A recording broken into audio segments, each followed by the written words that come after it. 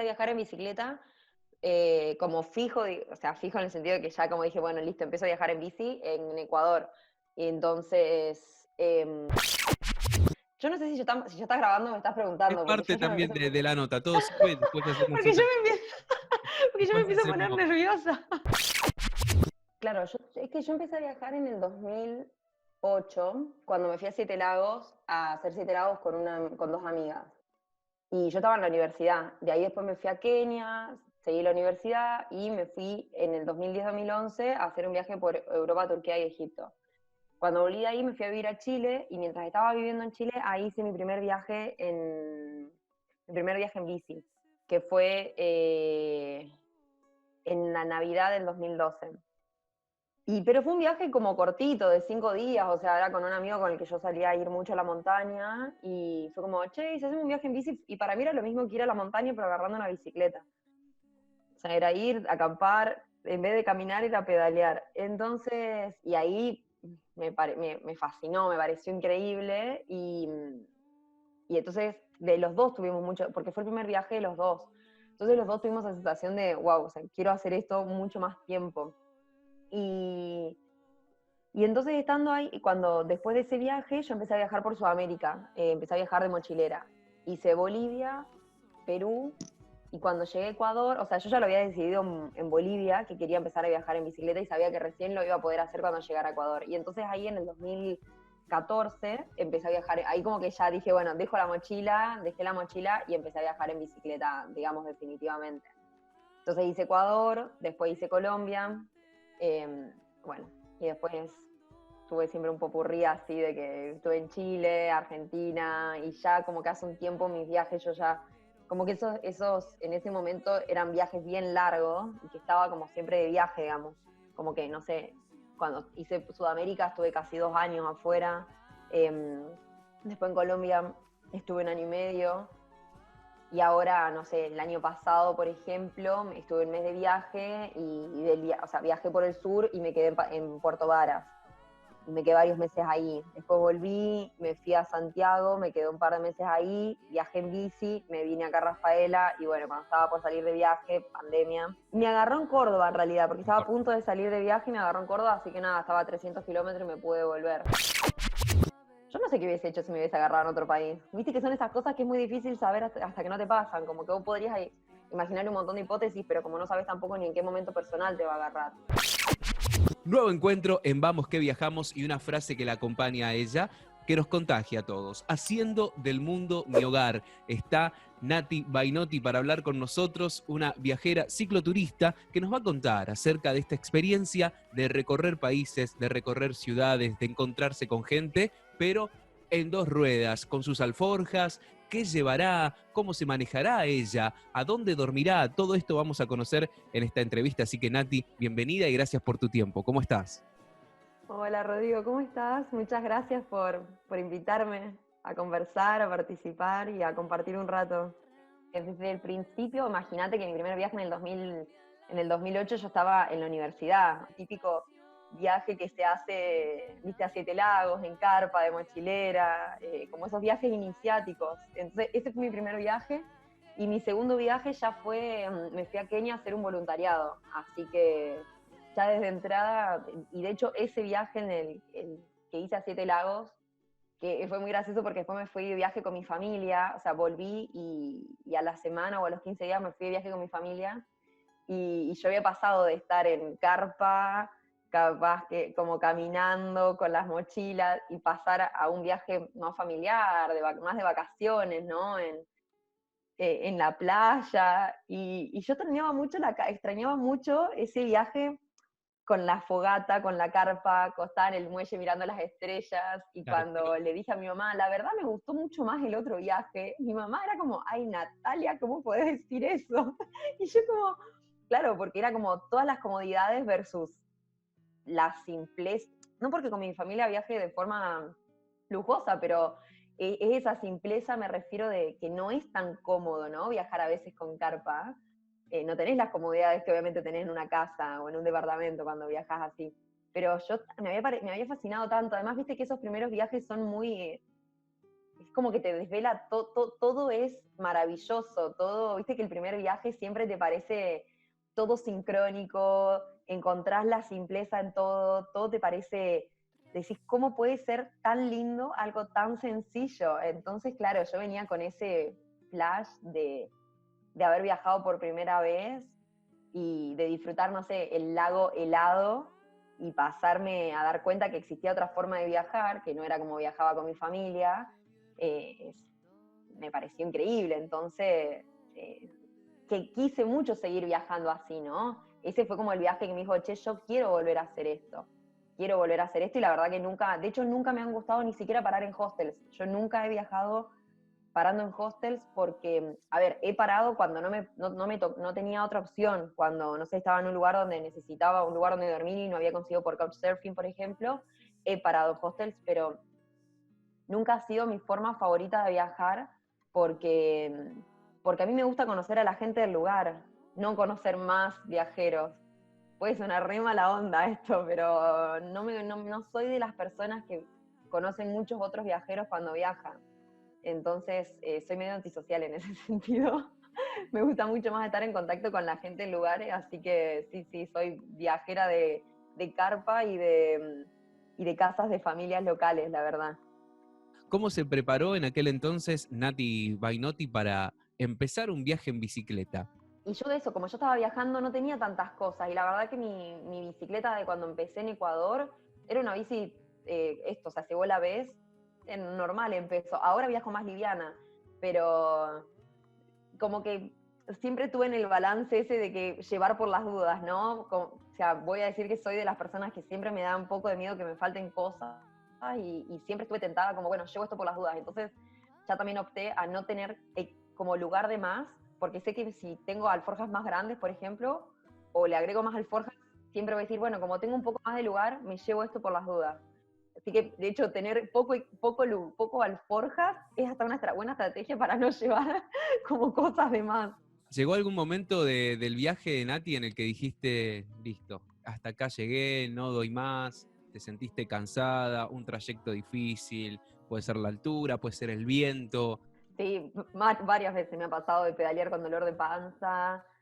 Después, me acuerdo una vez estaba con un dolor de panza terrible en Colombia y además hacía calor, también era medio en subida. En Ecuador me pasó que me dolía un montón la panza, estaba pedaleando también bastante alto y todo en subida, lloviznaba, tenía los pies congelados, las manos congeladas y ya, o sea, necesitaba llegar porque además estaba subiendo hasta el paso de montaña, entonces o sea, tenía que llegar sí o sí porque ya no iba a conseguir ni dónde. Me acuerdo que como a 200 metros de la llegada, o sea, de donde es el cruce, donde empieza a bajar, había una casa guardaparque y yo ya estaba tan cansada que es como, no me importa, quiero frenar ya mismo. Y estaba vacía, no había nadie, si no hubiese impedido. Me acuerdo que estaba tan cansada que nada, llegué ahí y me largué a llorar de la emoción. Después otra vez me dolían, había sido un día muy duro, tenía un dolor de pantorrilla, no me daban más los cuádriceps, no me daban más las pantorrillas, y hacía 3 horas que estaba pedaleando, y habían sido 7 kilómetros nomás, pero imagínate lo empinado que era, y yo estaba que no podía más. Son cosas que suelen suceder, y después me ha pasado todo lo contrario también, en zonas llanas, pero por un calor inaguantable, así un calor que en un momento me acuerdo frenar al mediodía y sentir los ojos como 2 huevos fritos, era como, no puedo más del calor que hace. Y pasa porque porque además uno cuando está viajando en bicicleta es mucho más vulnerable, ¿no? Todo viaje en el que se pone el cuerpo es más vulnerable, estás expuesto a todo lo que está pasando afuera, digamos, a las inclemencias del tiempo, a la lluvia, al calor, al sol, al terreno. Viajar en bici te expone, sos mucho más vulnerable a eso, y no existen los caminos ideales, en el sentido de perfecto, pueden ser ideal para uno, pero van a ser uno cada 100 días que te toque un camino plano y con viento a favor. Si no es el ripio que te lastima, no sé, las muñecas y te hace vibrar todo y terminás todo dolorido con los hombros y las muñecas y los antebrazos doloridos, va a ser el viento en contra que sentiste todo el día y, no sé, me acuerdo el año pasado en Patagonia, frenar, ya hacía como 1 hora que nos habíamos bajado a la bicicleta y yo sentía todavía el viento en la cara. aunque estaba ya adentro, ¿no? Como que el cuerpo es la barrera, entonces ni siquiera es la barrera, es con lo que, o sea, es lo que te recibe todo, entonces te recibe el sol, la lluvia, el viento. Un viaje en bici nunca va a ser todo color de rosas, ¿no? No va a ser sin esfuerzo, a eso me refiero. Es hermoso y eso después también te lleva, creo que además son como es como la parte linda al final, ¿no? Saber que, no sé, qué día que tuve y llegar al final del día pero lo hice, o sea, lo hice yo con mis piernitas, con mi cabeza, con mis ganas. Para mí también son los momentos en que después más reconfortantes, más reconfortante uno se siente, o más reconfortantes son, me enredé. Ahora, Nati, cuando llegás a un lugar, ¿cuál es el recurso que utilizás como para pedir un espacio para dormir, una familia que te reciba?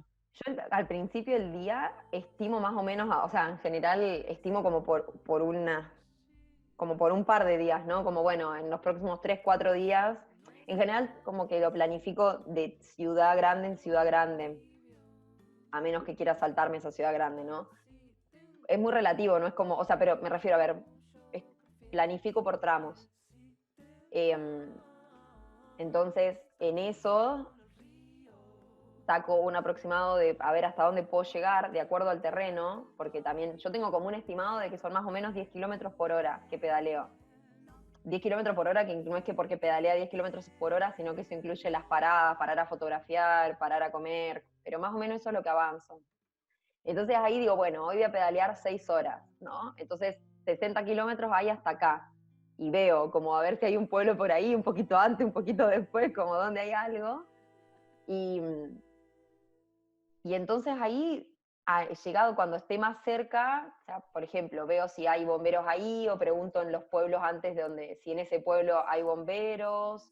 Y si no hay bomberos, pido en una casa de familia. Me gusta mucho acampar, pedir en casa de familia porque no me gusta mucho acampar sola, la verdad.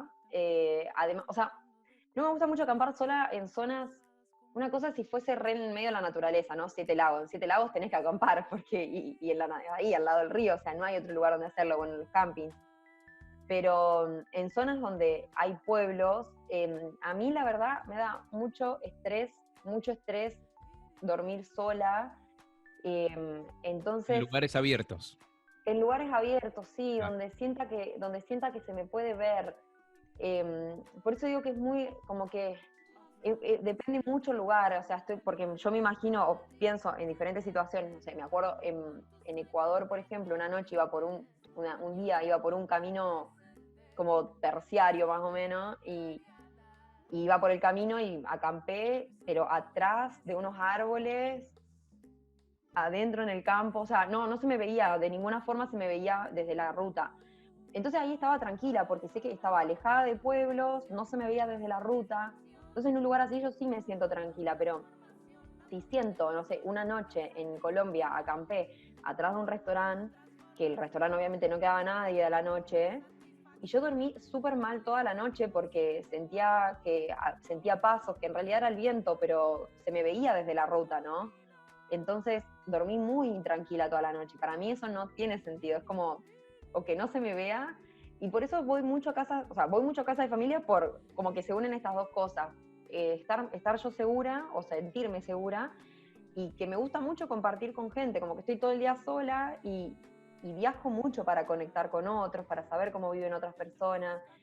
Y para mí es como casi que la motivación que me da pedalear es dónde voy a dormir esta noche, a quién voy a conocer, a qué lugar llegaré. Y eso me ha permitido conocer también historias de vida súper distintas. Es como que un día estoy hablando con la mano derecha del dueño o del gerente, no del dueño, del gerente de una mina de oro, y al día siguiente estoy hablando con no sé, con un señor que acaba de comprar una finca y que me lleva a mostrar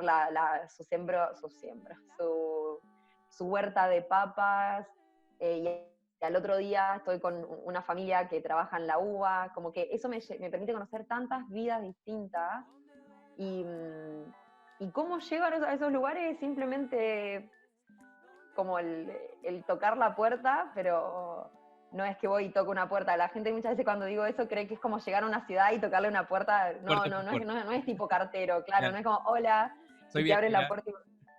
Claro, no, es muy... para mí es muy también usar el sentido común y la lógica, ¿no? Uno no puede ir a invadir un espacio y que alguien abra la puerta, o sea, es... Yo recurro mucho a la intuición. Es como voy pedaleando y donde lo siento, me guío mucho por esto, ¿no? Por donde siento que me puedo quedar. También pasa mucho que a veces a uno le invitan, o sea, por ejemplo, yo voy y veo a alguien, no sé, un matrimonio afuera tomando mate o regando las plantas. En Colombia era mucho como que estaban dándole de comer a las gallinas o charlando, como ahí recurrir además justo las horas antes del atardecer, ¿no? Tampoco no cerca de la noche.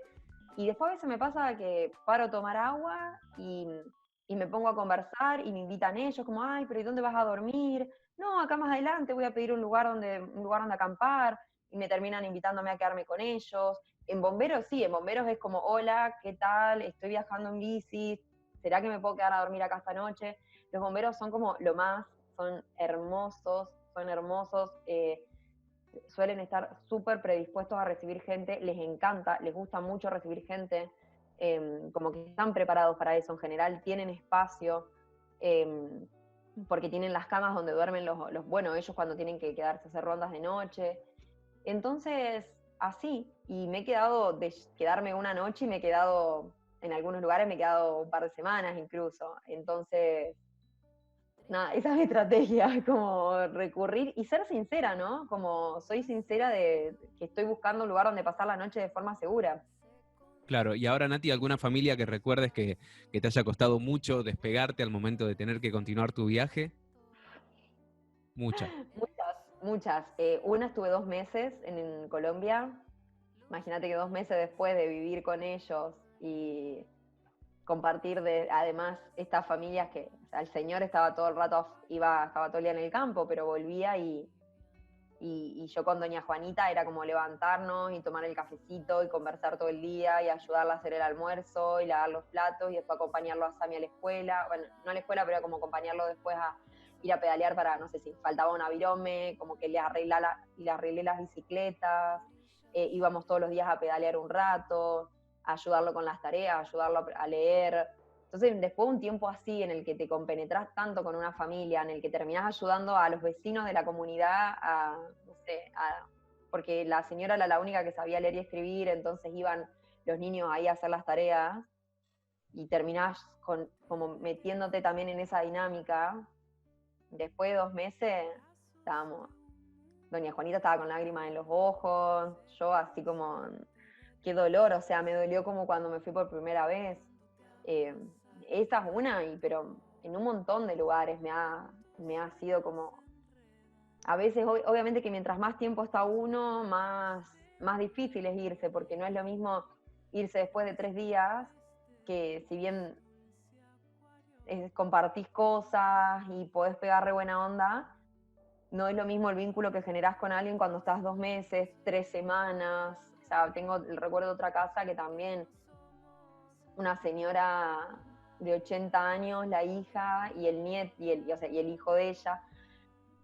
Y es un dolor irse, ¿eh? Porque también una parte tuya sabe que difícilmente los vuelvas a ver. Difícilmente los vuelvas a ver. Entonces, creo que eso es sobre todo como lo que más cuesta, porque no es lo mismo que a lo mejor con una amistad que vos sabés que podés hacer un Skype, conversar por Zoom o estar con videollamada. Yo, doña Juanita, no tiene ni WhatsApp, entonces no le puedo ni siquiera escribir, como que tengo que llamarla por teléfono o hablar con los hijos. Entonces creo que a veces eso es lo que como más pesar me da, saber que tal vez son personas que nunca más vuelvo a ver, que puedo conversar y todo, y como esta sensación de sentir que creo que es como que uno va dejando, ¿no? Pedazos en muchos, no sé si en demasiados, pero en muchos lados, y a la vez uno como que incorpora pedacitos de otros, pero siempre. Y también, por otro lado, yo hablo mucho, vos frename cualquier No, no, no. cosa. Yo sé que hablo un montón y yo me pongo medio que a pensar y a organizar ideas.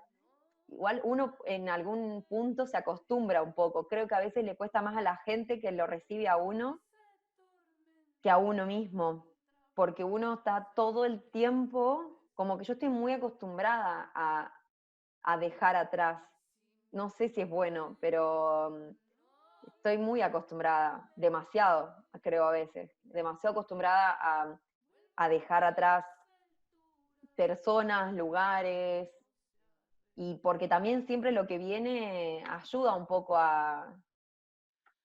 como a aplacar un poco a lo mejor esa pena o a desviar la atención, ¿no? Sabes que siempre adelante vas a tener más novedad, más... eh, sí, sobre todo que vas a tener más novedad y más como emociones, ¿no? Entonces hace que dejar atrás a alguien o algo duela un poco menos, porque los estímulos que vas a recibir te siguen estando vos constantemente en... como que van renovando esa emoción. Entonces también a veces eso me da mucha pena, sentir que es mucho más difícil para el otro, que como que sentir que el otro que me recibió se reangustia y yo ya me acostumbré. Al principio obviamente me dolió un montón, pero después de tantos años viajando, o sea, hace 12 años que viajo, como que ese sentimiento ya es súper adaptativo, ¿no? Ya pasó a ser parte de mí, es como, sí, pucha. Pero también por otro lado aprendí mucho a disfrutar, y es algo que estoy constantemente ejercitando, el disfrutar el presente, ¿no? Disfrutar el que ahora estoy acá y estas son las personas con las que estoy compartiendo y este es el lugar que estoy disfrutando y qué hermoso. Que, bueno, eso, pero podría hablar horas de este tema, la verdad, porque Claro, me parece súper lindo. entender que un próximo destino, una nueva familia que te reciba es parte del viaje y de continuar. Sí, que es como un rompecabezas que se va armando en uno también, ¿no? Como que entender que tal vez yo soy un poco toda ese rejunte de un montón de experiencias, de lugares, de personas, y a veces sucede esto de encontrar reflejado en un lugar, otro lugar en el que ya estuve, o como sentir que hay personas que se van vinculando de una u otra forma en mí. Es como un tema que me parece que da como para hablar un montón. Y a mí frename porque yo me pongo a hablar, yo me No, pongo medio totalmente. como a filosofar. Nati, y ahora hablemos del contraste, ¿no? Hablemos de los peligros. Una mujer viajando sola, ¿no? Y muchas mujeres que quieren empezar a viajar solas, pero tienen ese miedo, por ahí un miedo que fue, ¿no? Impuesto por lo que uno ve en las noticias, por lo que se dice, por lo que se habla. ¿Algún mensaje para aquellas mujeres que quieren empezar a hacerlo y esto es algo que los frena? No o sea, a ver, el peligro de la mujer viajando sola no somos nosotras, obviamente, sino que es el rol en el que nos puso la sociedad. Esta idea de mujer frágil, o ni siquiera de la idea de mujer frágil. O sea, para mí el problema es, no somos nosotras, son el resto, son los, perdón, pero voy a decirlo, o sea, son los hombres que creen que pueden hacer lo que quieran porque hay una mujer sola. O sea, el problema no somos nosotras, como todo. O sea, el problema es que hay un otro que cree que porque una mujer está viajando sola, es objetivo y blanco de violencia, ¿no? Y lamentablemente entonces nosotras estamos en este punto en el cual nos sentimos inseguras y a todos los miedos normales de un viaje, de cualquier persona que va a viajar, se nos suma el miedo a encima estoy sola. Sin contar el hecho de, no sé, yo cuando hice mi primer viaje, o sea, cuando salía sola en bicicleta por primera vez, uno de mis miedos era, no tenía miedo a estar viajando sola en sí, sino a que encima era como, me voy de viaje en bici y encima sola. Y era como, ¿qué pasa si se me rompe la bicicleta? Porque cargamos encima con esto de que una mujer no sabe, ¿no? Una mujer no sabe de como que la mujer siempre es la que no sabe de cosas técnicas, mecánicas, como lo vemos en la casa también, no sé, la plomería la arregla un hombre, no una mujer, siempre, ¿no? La electricidad, todas esas cosas.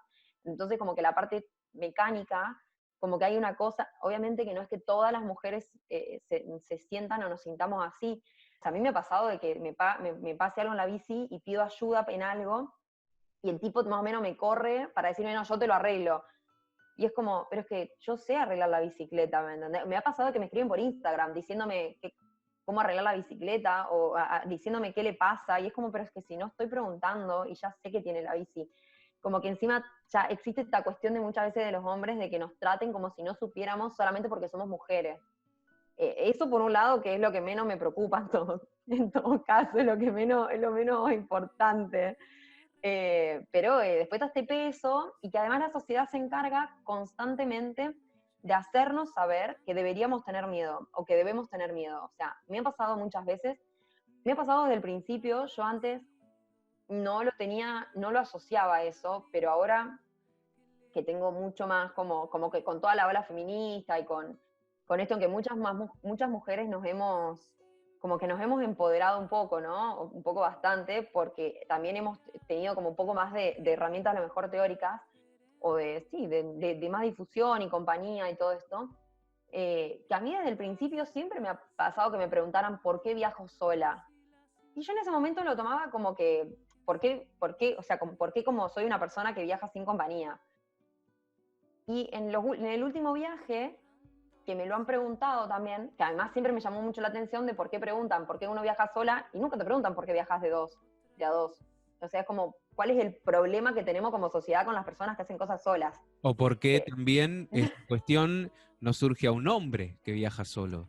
bueno, exacto. O sea, entonces, partiendo de la base de que el problema que tenemos como de que alguien esté solo, ¿no? Como si fuese, como que nada, necesitas a un otro todo el tiempo.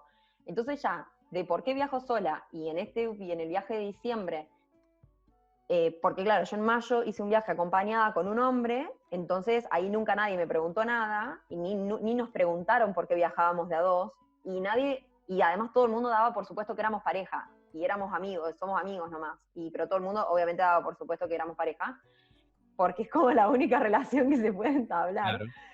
Y en diciembre que viajé sola, constantemente me hacían esta pregunta, pero además no es que es todos los días, es muchas veces por día, porque cada persona que me cruzaba me hacía esa pregunta. Y ya, o sea, me han llegado a preguntar como, ¿por qué sola? ¿Por qué no hay un hombre que te acompaña? ¿Por qué no viajas con un hombre? No es ni siquiera por qué no viajas con otra chica, ¿no? Como, ¿por qué no viajas con un hombre? Como la figura del hombre que tiene que estar ahí para cuidarnos de otros hombres además, ni hablar.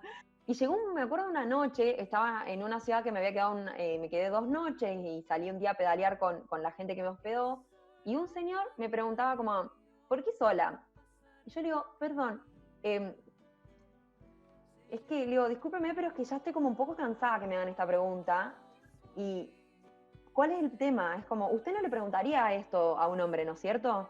Usted no le preguntaría, si yo fuese un hombre, usted no me estaría preguntando si yo viajo solo. Y el señor me dice, no, me dice, no se lo preguntaría. De hecho, le diría como, ah, qué bueno, buen viaje. Me dice, pero si fuese una mujer, si fuesen 2, 3, 4, 5 mujeres, les preguntaría por qué están viajando solas. Entonces, el sola no es sola porque soy sola, es como porque soy una persona sola. Muchas veces es de por qué no viajamos con un hombre.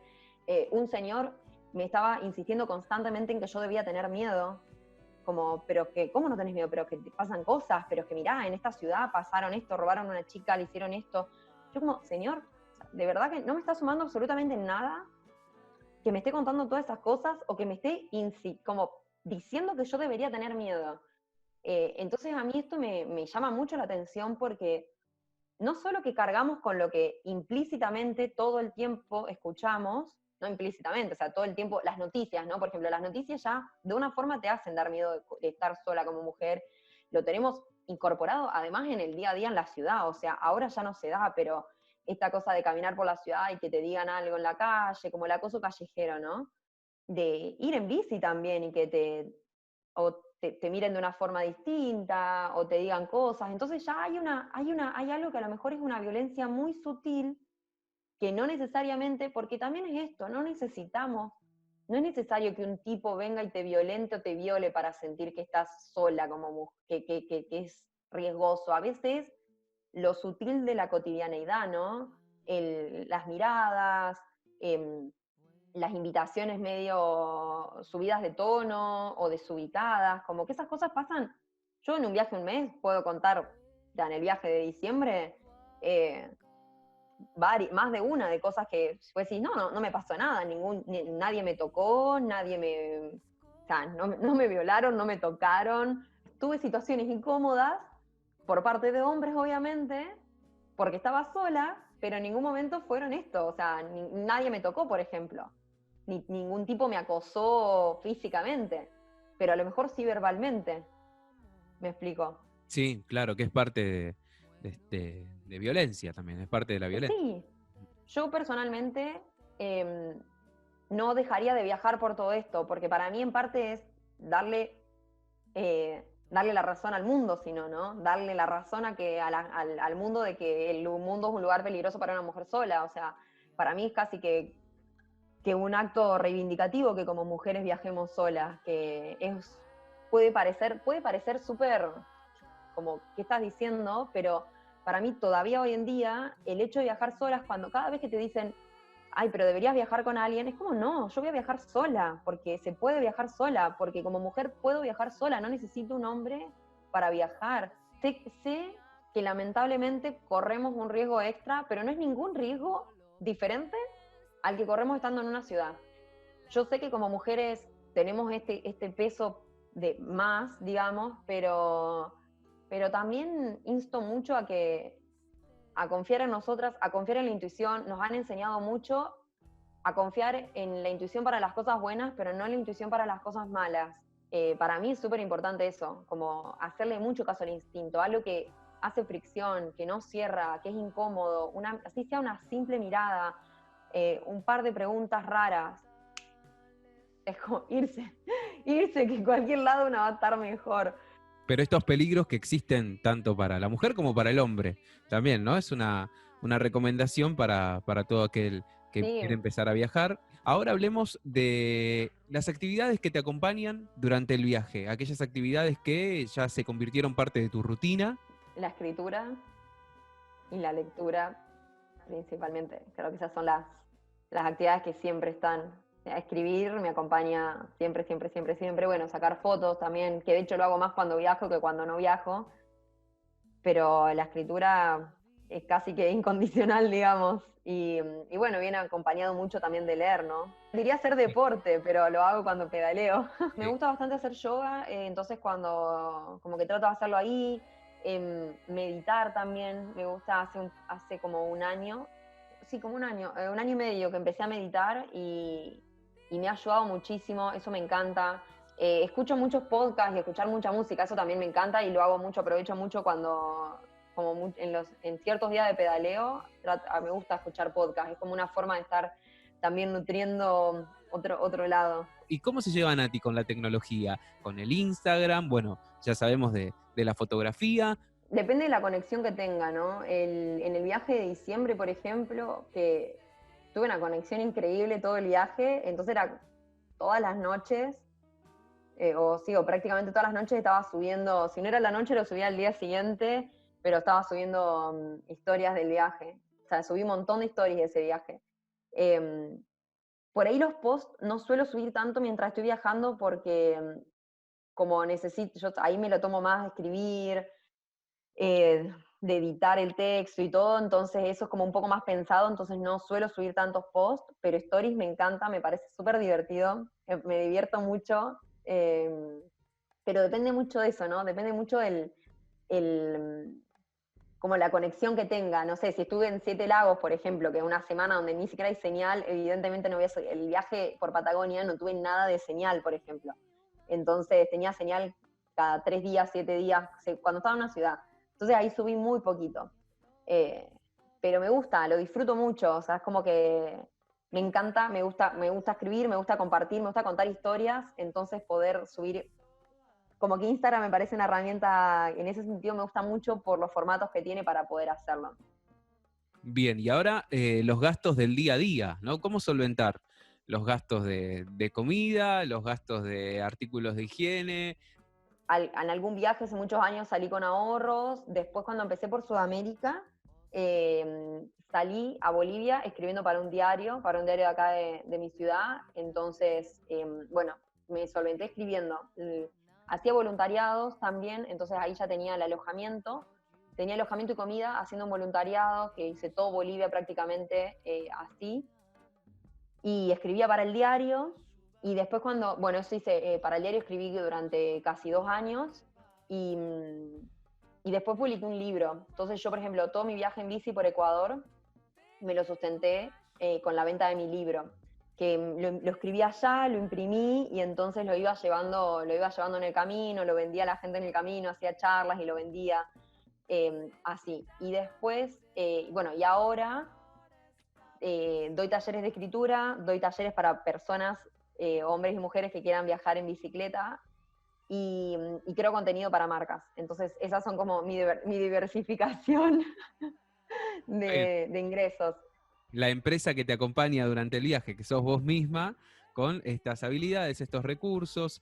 No, que iba a decir que que no hay una única forma, ¿no?, de viajar. También hay personas que como que se puede hacer este mix entre, no sé, por ejemplo, mi forma de viajar es también un poco eh, entre cuando estoy quieta y cuando estoy de viaje, ¿no? Que a veces no necesariamente hay que hacerlo, o se puede viajar con ahorros, o se puede viajar trabajando en el camino. Eso también va a determinar mucho el tipo de viaje que queramos hacer. Yo también lo mezclo como doy talleres presenciales y análogos, como que no sé, perdón, me reenredé. Evita eso porque te interrumpí, quería decir algo y dije... ¿Cuáles fueron aquellos voluntariados por ahí más locos en los que te encontraste y te dijiste a vos misma, wow, no puedo creer estar aportando un granito de arena, ¿no?, haciendo esta tarea? Yo mi primer voluntariado lo hice en Kenia. Después no estaba en un proyecto cultural, que ese no era raro en sí el proyecto, era muy linda como la evolución de los chicos, porque estaba en Turquía y éramos un grupo como de 30 personas, de 30 chicos de más de 20 países. Entonces el voluntariado era un proyecto cultural y teníamos que ir a escuelas secundarias y en las clases de inglés les dábamos una charla cultural. Entonces, no sé, éramos chicos de Hong Kong, de China, de Japón, de Bangladesh, de Algeria, de Brasil, de Italia, de Polonia, ¿de dónde más? Es que éramos tantos, de Rumania, de Rusia, de Ucrania, de Kirguistán, o sea, imagínate, muy variada la cosa. Y entonces éramos grupos y nos íbamos turnando de escuelas secundarias y entonces durante una semana les dábamos la charla, que era siempre la misma charla, en los cursos durante la hora de inglés. Y, y yo había encontrado muchas cosas que eran, como había apelado mucho a la comparación entre su cultura y la nuestra, ¿no? Y por ejemplo, allá comen mucho yogur, pero el yogur es neutro, entonces es un yogur neutro, entonces es un yogur que no tiene, es desabrido, digamos, no es ni dulce ni salado, y lo comen, pero lo particular además para mí era que lo comían con las comidas, no era como acá, que es el yogur de dulce de leche, de banana, de vainilla, de frutilla, que lo comes con cereales, ¿no? O solo. Es un yogur que es neutro y se come en la comida, entonces comen comidas muy picantes y a eso le agregan, tipo vos tenés la salsa de espinaca súper picante y un pedazo así de yogur. Y entonces yo les contaba a los chicos que el yogur en Argentina se toma al desayuno y tiene gustos. Los chicos me miraban con una cara de qué asco, me decían así como, ¡ay, qué horrible! Y me preguntaban como, ¿pero no se duermen después para ir a la escuela? Y yo era como, ¿por qué la gente se dormiría por tomar yogur? Y entonces eso, o les contaba del bidet, no, lo del bidet era fantástico, lo del bidet yo les contaba que era como una ducha, pero al revés. Y entonces les hacía la mímica, entonces pasabas del inodoro al bidet, y les contaba que era como una ducha que salía de abajo.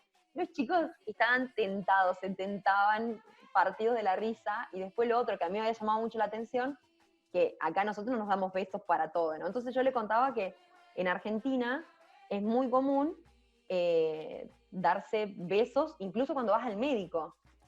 En Turquía a mí me pasaba, de hecho, que estuve saliendo un par de semanas con un chico de allá y para mí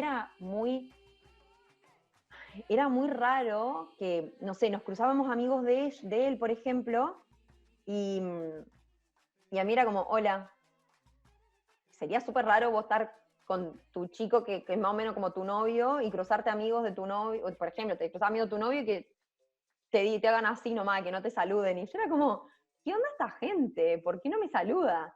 Y después entendí eso. Entonces como que lo contaba mucho en la... No, no contaba ese caso en la escuela, pero esto queda acá, eso no lo contaba en la escuela, pero en la escuela contaba que en Argentina nosotros saludamos al médico incluso con un beso, ¿no? Bueno, no ahora con pandemia, pero es como vos llegás al médico y le das un beso. Te cruzás amigos de amigos y les das un beso. Y, y los chicos estaban, pero se ponían colorados porque era como de la vergüenza que les daba y entonces se reían y ellos como que allá la gente tiene que ser muy amiga para darse un beso, o sea, se dan, pero entre gente muy, muy amiga. Entonces se reían y hacían mímica. Eso a mí me parecía tan lindo porque nada, a veces les preguntaba de dónde creían que yo era y me decían que era de China, y todos obviamente estaban súper fascinados cuando le decía que era argentina, todos la fascinación con Messi, con Maradona. Entonces después no sé, me agarraban en otro curso, me iba a dar la charla a otro curso, y me perseguían por la escuela pidiéndome que les vuelva a dar, que vuelva a su clase. Me agregaban todos a Facebook. Eso para mí era tan lindo, era tan gracioso como ese cariño de la gente, de los chicos, de querer saber. Les llevé dulce de leche. Tenían como una fascinación con Argentina que, nada, a mí me pareció como que fue re lindo, porque además vas conociendo un montón de chicos distintos. O sea, imagínate que pasé como, no sé, como por 6 escuelas. eh, Eso me pareció hermoso, como no sé si es raro, pero me pareció, no, o sea, no creo que sea raro, pero me pareció una experiencia muy linda, como esta fascinación que a veces que en muchos otros países hay por Argentina y por la cultura, obviamente no sé si por la cultura, pero por lo menos como por la imagen que hay afuera, por Messi, por Maradona, por el fútbol, digamos. eh, Me parece, bueno, de hecho cuando llegué a Kenia me subo a un matatu que es como un bus y lo primero que veo es tipo la imagen de Messi en, es como subirte acá en un bus en la ciudad de Buenos Aires, por ejemplo, en tu caso, y ver que hay una figura de un país de andás a saber de dónde. Entonces eso a mí me parecía, nada, bellísimo.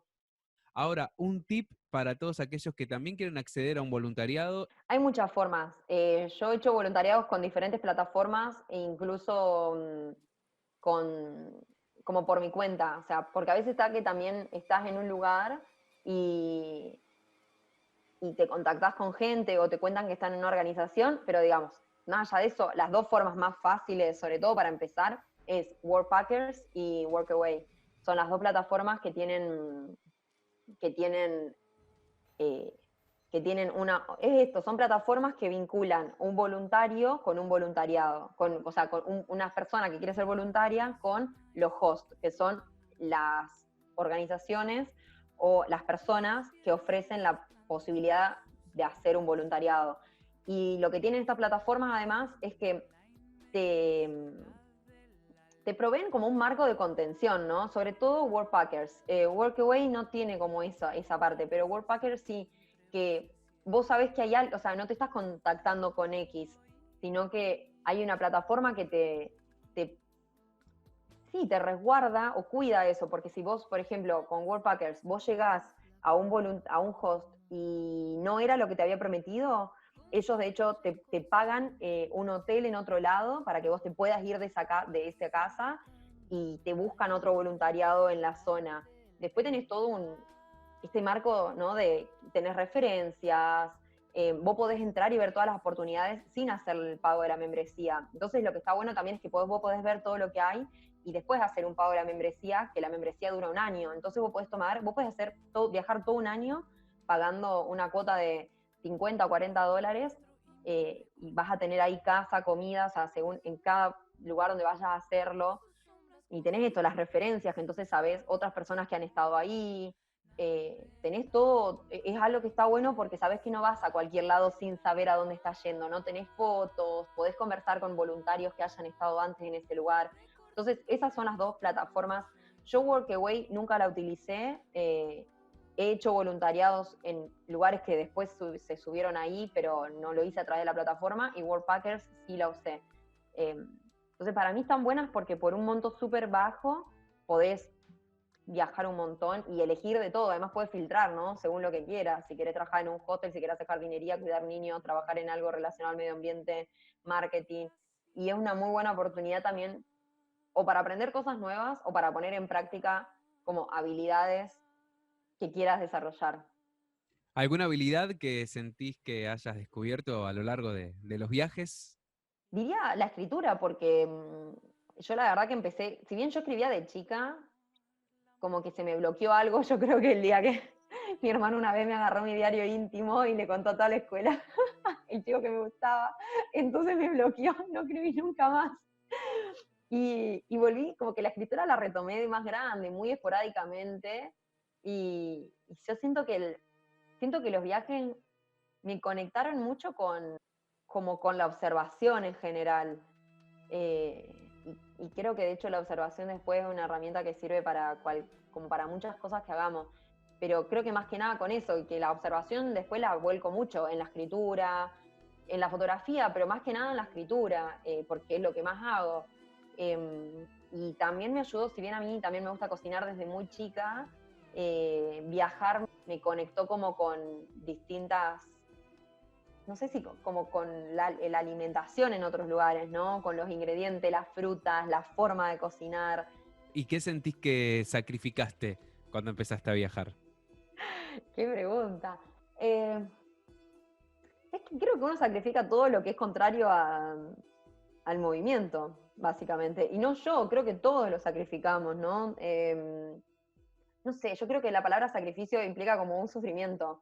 Y para mí no es un sacrificio en ese sentido, como algo que me pesa. Porque menos hoy en día con lo fácil que son las comunicaciones, ¿no? A veces me gustaría llevarme más libros, poder tener una biblioteca enorme conmigo.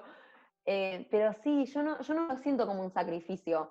Lo siento como algo propio de cualquier decisión que uno tiene que dejar cosas, porque lo mismo, o sea, si yo me hubiese quedado acá, por ejemplo, acá fija, que tampoco me hubiese quedado a vivir en Rafaela, ese es el punto, seguramente no me hubiese quedado a vivir acá.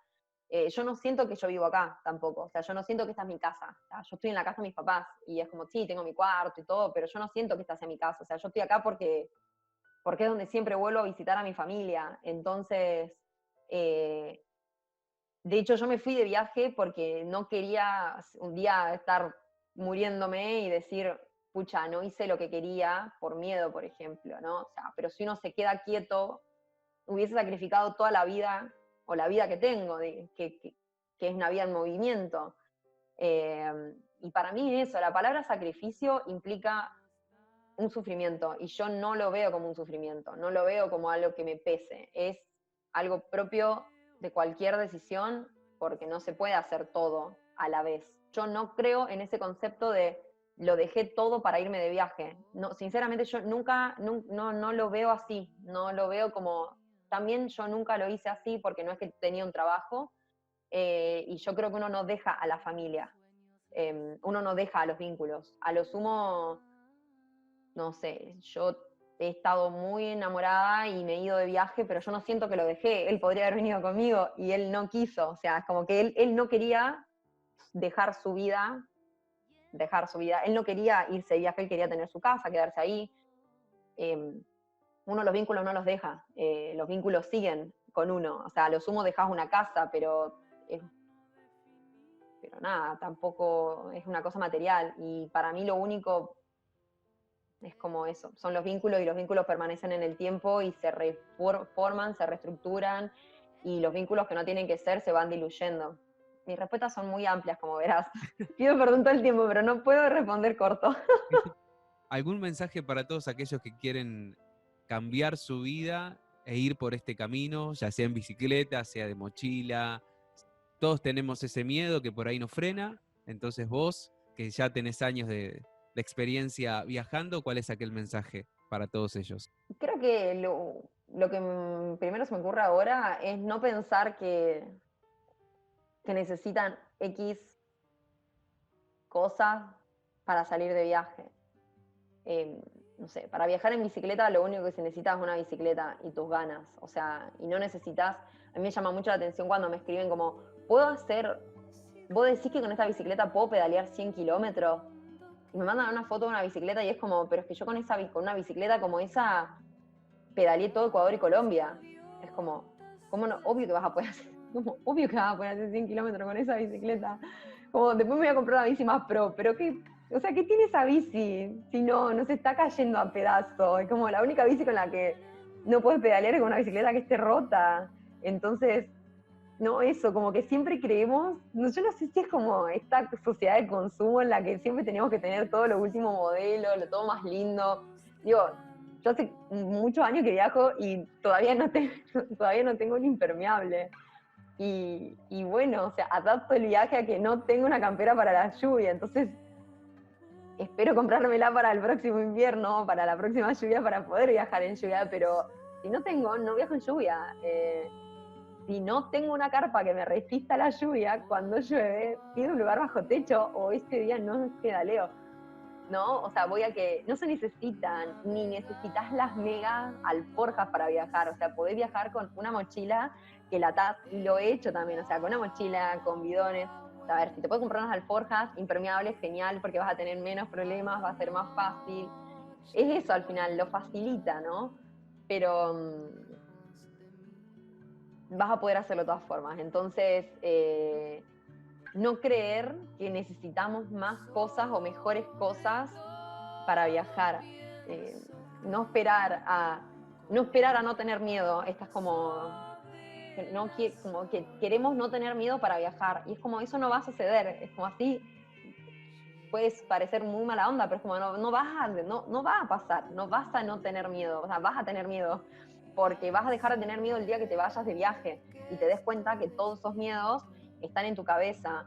Y es como la sociedad que nos está diciendo todo el tiempo que tenemos que tener miedo a un montón de cosas. Pero como que esas serían las dos cosas que le diría, como irse con los miedos, abrazarlos, saber que es normal tener miedo porque uno se va de viaje, porque quiere hacer algo nuevo, porque quiere hacer algo que lo desafía y porque sería raro no tener miedo ante algo que nos moviliza tanto. Y no esperar tener el equipo perfecto, ni el equipo ideal, ni todo el equipo para irse de viaje en bicicleta. O sea, yo mi primer viaje lo hice con una bici prestada, con alforjas prestadas, con una calza de 10 pesos de la esquina y me olvidé la mitad de las cosas cuando me fui de viaje. Se puede. La gente, ¿dónde te puede seguir? ¿Dónde puede adquirir tu libro? Me pueden seguir en mi Instagram, que es Nati Bainotti, y también tengo un blog, que bueno, ahí está toda la info en Instagram, que es mividaenunamochila.com. Y mi libro lo pueden conseguir también a través de mi blog o a través de mi Instagram, que me escriben y hablo. Ay, boludo, yo quería... Perdón, hablo un montón, a mí me pones un micrófono y yo empiezo a hablar y quería ponerme una luz. Siento que salí con todos los ojos negros porque en ningún momento quería pararme a buscar una luz, pero sentía que todo el rato, ¿ves? Tengo como una luz acá. Vamos que viajamos, ¿no? Vamos que viajamos. ¿Y qué lo hago? Así como general a los que están viendo el canal, o sea, los que estarían viendo la entrevista esta sería. Bueno, muchas gracias al... No, espera. Te cuento que grabo 5 veces las stories para subirlas a Instagram, así que me trabo mucho cuando tengo que... Muchas gracias a Vamos que Viajamos y los invito a suscribirse para seguir viendo más entrevistas a viajeros. Un abrazo. Me frunce, así me quedo de los nervios, tengo la panza ahí como...